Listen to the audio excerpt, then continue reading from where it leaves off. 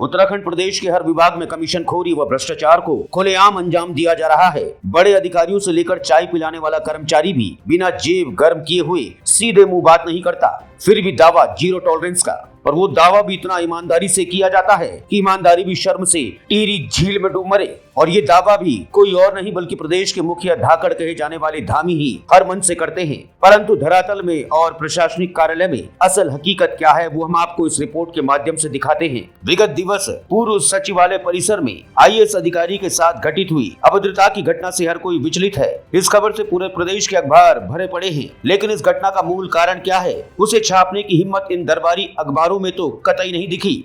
हम बताते हैं आपको कि आखिर ये मामला क्या है। ये मामला जुड़ा है यूपीसीएल यानी कि उत्तराखंड पावर कॉर्पोरेशन लिमिटेड से। इसके प्रबंध निदेशक अनिल यादव को 2 साल का सेवा विस्तार दिया गया। यहाँ अपने दर्शकों को समझा दें कि रिटायरमेंट के बाद भी नौकरी बढ़ाने को सेवा विस्तार कहा जाता है। अनिल यादव अपना पदभार भी ग्रहण कर चुके हैं, लेकिन सेवा विस्तार के आदेश की कॉपी कहाँ है आज तक किसी को कोई जानकारी नहीं। ऐसा पहली बार हुआ कि किसी अधिकारी को सेवा विस्तार दिया गया हो और आदेश की कॉपी लापता कर दी जाती है। आखिर क्यों?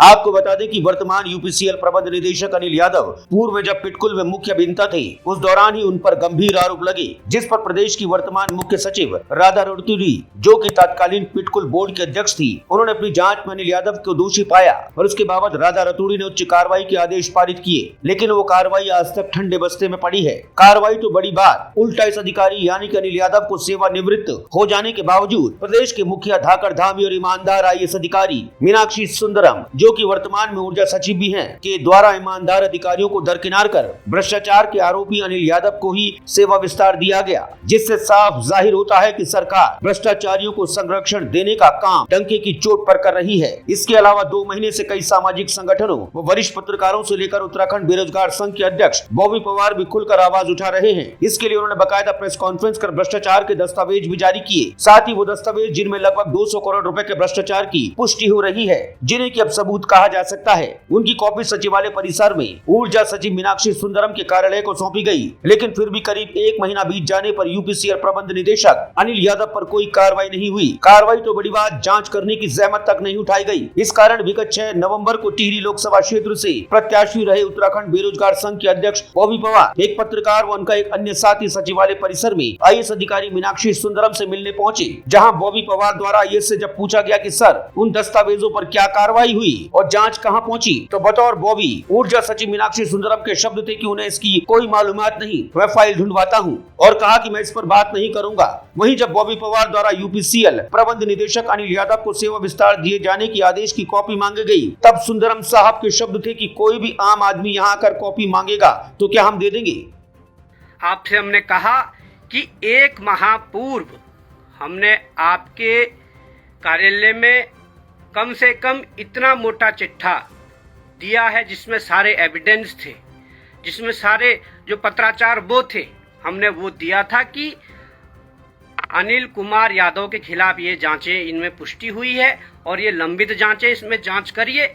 हमने जब ये कहा कि उन जांचों का क्या हुआ, तो आपकी शब्दावली क्या थी? हमने आपसे पहले तो जांच के बारे में मांग की कि उस पर जांच कार्रवाई कितनी हुई जो हमने दिया है। आपने ये कहा कि मुझे तो पता नहीं। अरे कैसे अधिकारी हो जब 1 महीने से आपके यहाँ हमने दे रखा है पूरे साक्ष्य और आपको पता ही नहीं, और आप कह रहे हैं हम फाइल ढूंढवाएंगे। और दूसरी बात यह है कि चलो आपने फाइल नहीं देखी है या आप इग्नोर कर रहे हैं, तो आपने जब सेवा विस्तार दिया है तो हम तो उस लेटर को मांगने आए थे, आप दीजिए उस लेटर को। और जब हमने ये बात कही कि वो लेटर दीजिए, तो माननीय के शब्द थे कि यहाँ कोई आम जनता कोई भी आ जाएगा तो हम उनको लेटर दे देंगे। इस प्रदेश में 1 करोड़ 20 लाख की जनसंख्या है, क्या हम सबके पास ये लेटर देते फिरेंगे? बस इसी बात को लेकर वहां पर गहमा गहमी हुई और फिर आईएएस अधिकारी मीनाक्षी सुंदरम ने अपने निजी सचिव द्वारा इन्हें कार्यालय से बाहर करने की बात कही, जिस दौरान थोड़ा झड़प हुई, जिसे खुद बॉबी भी स्वीकार कर रहे हैं। लेकिन गजब की बात है कि दूसरे ही दिन बॉबी पवार पर टेंडर मांगने व जान से मारने की धमकी देने का आरोप लगा दिया गया। खैर ये तो जाँच का विषय है, मित्र पुलिस अपना काम स्वयं करेगी। लेकिन बड़ा सवाल है कि भ्रष्ट अधिकारी यूपीसीएल प्रबंध निदेशक अनिल यादव को भ्रष्ट होने के बावजूद सेवा विस्तार क्यों दिया गया। इस सवाल से अब जनता को भटकाया जा रहा है। अब सिर्फ सचिवालय परिसर में आईएएस अधिकारी से हुई अभद्रता की चर्चा ही चरम पर है, लेकिन मूल मुद्दा जो कि यूपीसीएल प्रबंध निदेशक अनिल यादव से जुड़ा है उस पर कोई बात नहीं हो रही। हम ये मुद्दा इसलिए इतनी मुखरता से उठाते हैं क्योंकि सरकार के इस कदम के चलते प्रदेश के कई योग्य अधिकारियों का शोषण हो रहा है। भ्रष्टाचार में लिप्त अनिल यादव को सेवा विस्तार देने से 10 काबिल इंजीनियरों को इस पद की होड़ से बाहर होना पड़ा। इनमें कई अच्छे इंजीनियर और अफसर हैं जो यूपीसीएल की कार्य प्रणाली को बेहतर कर सकते थे और इस संस्थान को आगे ले जाने की क्षमता रखते हैं, लेकिन इस बात पर कोई चर्चा नहीं कर रहा, बल्कि चर्चा सचिवालय परिसर की हो रही है। जबकि भाजपा के अपने ही पार्टी प्रदेश अध्यक्ष और राज्यसभा सांसद महेंद्र भट्ट ने पत्रकारों के साथ बातचीत में कहा कि यूपीसीएल के एमडी अनिल यादव को सेवा विस्तार देने के मामले में वो मुख्यमंत्री से बात करेंगे कि इस फैसले की समीक्षा हो। उन्होंने कहा कि तुरंत किसी को दोषी नहीं ठहराया जा सकता, लेकिन अनिल यादव को सेवा विस्तार मामले की समीक्षा की जानी चाहिए। इस समीक्षा का विषय मुख्यमंत्री के सामने बातचीत हो रही है और किसी व्यक्ति को अपराधी तत्काल मान लेना ये भी संभव नहीं होता है। अधिकारियों की सेवा भी ली जाती है, लेकिन पिछले दिनों विषय निकल कर आया तो मुख्यमंत्री उसको संज्ञान लेंगे। वहीं दूसरी ओर प्रदेश कांग्रेस के पूर्व अध्यक्ष व नेता प्रतिपक्ष प्रीतम सिंह ने अनिल यादव को सेवा विस्तार देने की मामले में धामी सरकार पर हमला किया। भाजपा की कथनी और करनी में कोई अंतर नहीं है। सरकार ऐसे अफसरों को संरक्षण दे रही है जिन पर भ्रष्टाचार के आरोप हैं। यदि योग्य को सेवा विस्तार मिल रहा है तो ठीक, लेकिन यदि आरोपी पर पहले से ही करोड़ों के भ्रष्टाचार का आरोप है तो उसे किस आधार पर सेवा विस्तार मिला, ये विचारणीय है।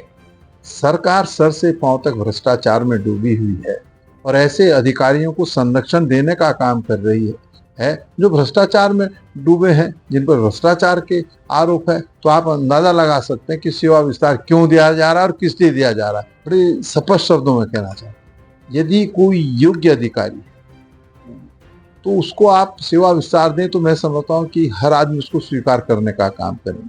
लेकिन जिन पर भ्रष्टाचार के आरोप लगे हैं उनको आप सेवा विस्तार देने का काम कर रहे हैं, तो इसका मतलब तो सरकार की कथनी और करनी में कोई फर्क नहीं। जो आरोप हम लगा रहे हैं कि सरकार सर से पांव तक भ्रष्टाचार में डूबी हुई है वो सत्य साबित हो रहे हैं। हैरानी की बात है कि इतना सब कुछ होने के बावजूद भी यूपीसीएल प्रबंध निदेशक अनिल यादव को प्रदेश सरकार ने 2 साल का सेवा विस्तार दिया। इससे भी बड़ी बात है कि क्या इस गलती पर अब सुधार नहीं किया जा सकता।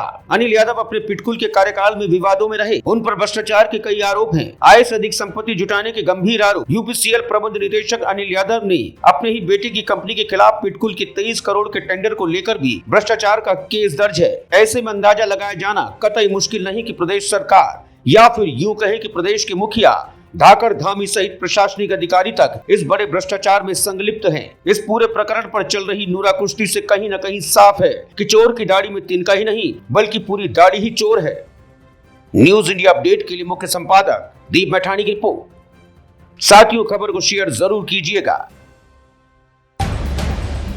आप देख रहे हैं NIU न्यूज इंडिया अपडेट।